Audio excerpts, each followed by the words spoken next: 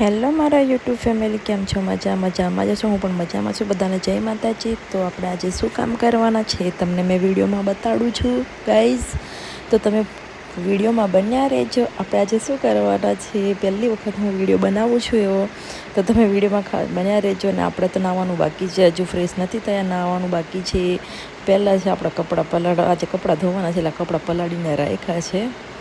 કપડાં ધોવા બેસી ગયા આપણે તો હવે, કેમ કે આપણે આજે કરવાનું હતું આ કામ, કપડાનો વારો આવી ગયો છે એટલા માટે. અને આપણે કપડાં ધોવા બેસી ગયા છે. કપડાં એટલા બધા છે ને, પણ આપણે ભૂકીમાં પલાળીને રાખ્યા હતા. આપણે હાથથી ધોઈએ છીએ, વોશિંગ મશીનનો ઉપયોગ નથી કરતા. વોશિંગ મશીન આપણે યુઝ કરવાનું જ નથી આવતું. આપણા સ્ત્રીને તો એ આમ કહેવાય છે ને, એમ કે સ્ત્રીને તો ખરેખર આમ જાતે કામ કરવું જ જોઈએ. આમ ઘણા બધા ઘરના કામ માટે બાઈ રાખતા હોય, પણ લેડીઝને જો નોકરી કામ ધંધો કરતી હોય ને, તો આપણે બાઈ રાખી શકીએ. બાકી કંઈ એટલી જરૂર ના હોય. આપણે ઘરના કામ ખાલી ખાવા બનાવવાનું, વાસણ કચરા પોતાને કપડાં જ કરવા હે ને. છોકરું હોય તો છોકરું સ્કૂલે મૂકવા લેવા જવું કે રમાડવું, એ જ કામ હોય. બાકી બીજું શું કરવાનું? એટલું તો લેડીઝ કામ ઘરમાં કરી શકે છે. તો આપણે વોશિંગ મશીનનો ઉપયોગ કરતા નથી ને આપણે બેસી ગયા હતા કપડાં ધોવા માટે. ને આપણે ફટાફટ કપડાં ધોવા મંડાયા છે.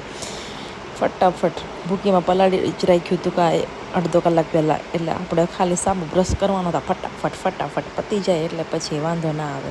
આ પછી એટલે આપણે પછી નાહી ધોઈને ફ્રેશ થઈ જઈશું. આપણે નાહવાનું બાકી છે. નાહતા પહેલાં મેં કીધું ચલો આપણે આજે કપડાનો વારો આવ્યો છે, તો આપણે મેં કીધું કપડાં કરી નાખીએ પહેલાં, એટલા માટે આપણે કપડાં ધોવા બેસી ગયા. ને કપડાં આપણે ધોઈ જાય એટલે પછી આપણે ફ્રી છે. આપણા ઘરમાં 2-3 લેડીઝો રહેતી હોય તો વાંધો ના આવે, પણ આપણે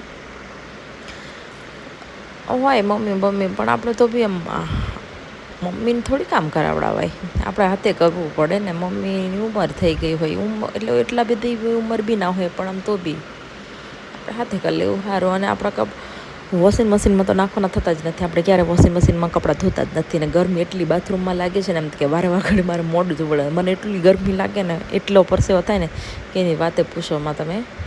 એટલે તો આપણે સાબુ બ્રશ અડધાને કરી દીધું છે ને અડધા નિતારું હું પાણીમાં, જોઈ શકો છો તમે. એટલે આપણે કપડાં ધોવાની ટેકનિક કેવી લાગે તમને જોઈને? આપણે હાથથી ધોઈએ પણ આમ ચક્કર નાખીએ. હા ભાઈ, એ વોશિંગ મશીનના કપડાં આપણને ના ફાવે. વોશિંગ મશીનમાં નાખો તોય કપડાને તો યાર કોલરમાં તો મારવું જ પડે. તો આપણા કપડાં ધોવાઈ ગયા છે, રેડી થઈ ગયા છે, ને આપણે ડોલમાં ભરી દીધા છે. ને હવે આપણે સૂકવવા એને તાર પર લઈ જઈશ. દોરી બાંધેલી છે, એમાં આપણે સૂકવી નાખશું ગેલેરીમાં.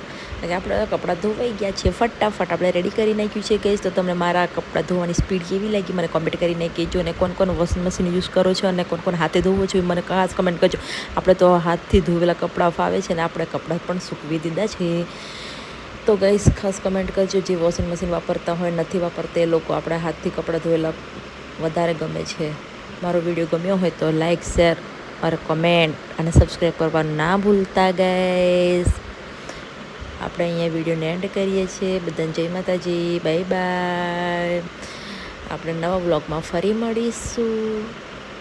ત્યાં સુધી બધાને જય માતાજી, બાય બાય, રામ રામ.